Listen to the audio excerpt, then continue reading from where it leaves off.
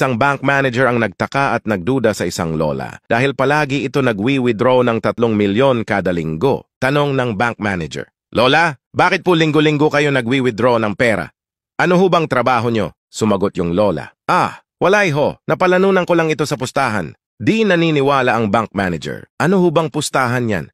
Parang di naman po kapani-paniwala." Sumagot ulit yung lola, "Sige, magpustahan tayo. 50K. Ang pusta ko ay square yang hugis ng itlog mo. Babalik ako bukas at magdadala ako ng kasama," sabi ng bank manager. "Sige, deal. Alam ko naman hindi square itlog ko eh."